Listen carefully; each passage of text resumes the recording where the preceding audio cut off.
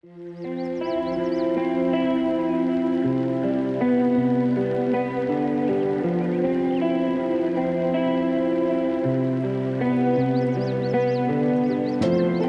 I mentioned in a previous video that the mechanical rough-in was one of my favorite parts about construction. The reason why is it gets very detail-oriented, and you want to make sure you do this face correctly. So I want to highlight my plumbers in this video. My electrician has started. He's hung boxes like that, for instance.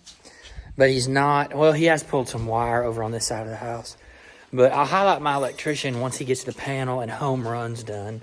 I'll also explain what those words mean. But my plumber is almost finished with top out. And so I want to go around and look at some of his work.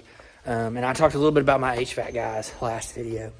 But my plumber is doing a really nice detail-oriented work, specifically in our master bathroom that he's completed at least. That's how far he's gotten, laundry room and bathroom.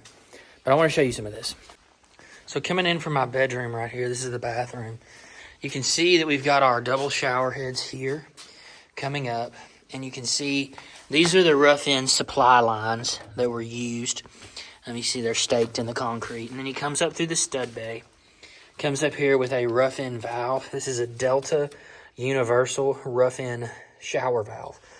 We use Delta because Delta does really good warranty work.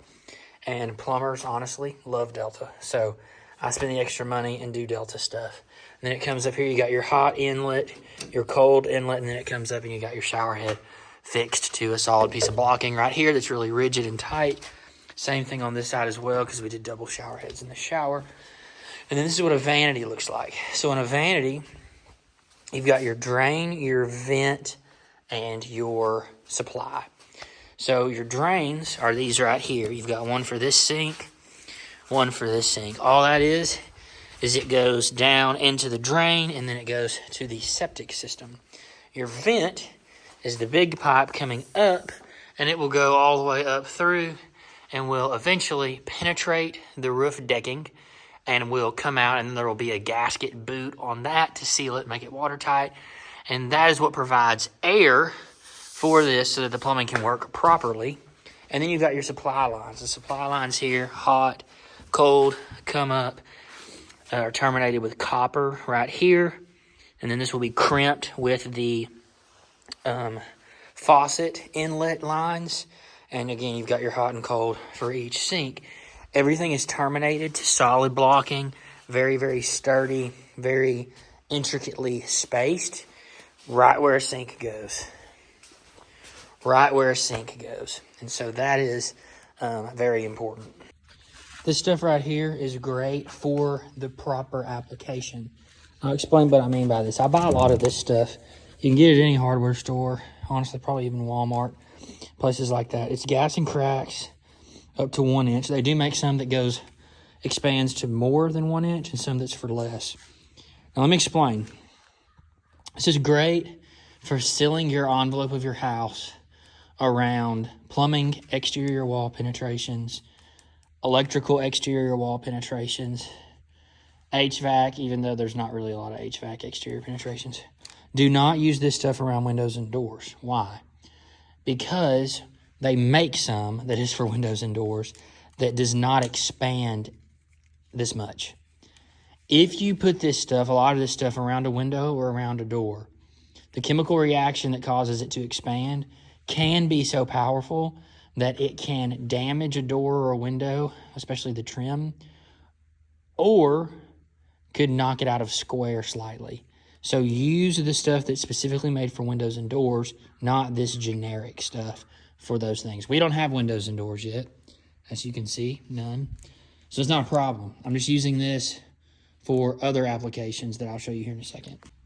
Here's a pretty bad example of penetrations. You can see under my washer drain, there's a lot of daylight here.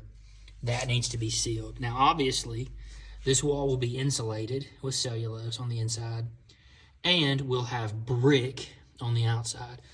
So as far as a generic insulation, it would be fine. But I want it to be airtight. I do not want air escaping here. Brick is not watertight. Cellulose, if water gets to it, is not watertight. So we want to protect it as much as we can.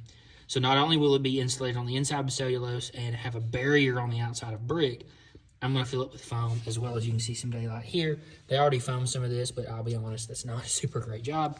So I'm going to do a little bit more and go around the house and find all these spots like this. Some examples that I found this early on already that needed to be addressed. Right here around my plumbing in my kitchen. This is my sink drain, sink supply line, my conduit for my island power that goes out to here. All this stuff had daylight shining through. So I shot some of that foam insulation all around it, right there at the bottom, all around, down there at the bottom. You might be saying, wow, that looks like a lot. Just wait till you see the laundry room. Over here in the laundry room, on the other end of the house, we had more exterior penetrations. Again, for my HVAC, washer, dryer, all that fun stuff. This is my drip condensate for my HVAC. This is my supply line for my HVAC. All that had daylight all the way around it, so I really gobbed that stuff on there. My supply line for my washer, again, back there had some all the way down behind that drain pipe even. And then you might not think this, but this dryer vent, if you look under it, there was daylight all around that pipe. So I just absolutely filled that gap all the way around with foam and even shot some down behind my recess box.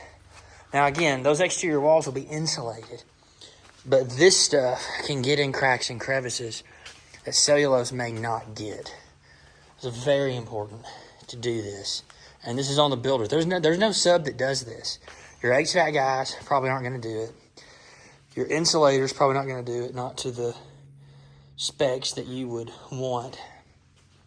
So it's up to you as the builder, as the general contractor, to do this type of stuff. And I used 1.5 cans already, and I'll probably buy 10 more cans before this house is done, trying to make sure all this is sealed up tight.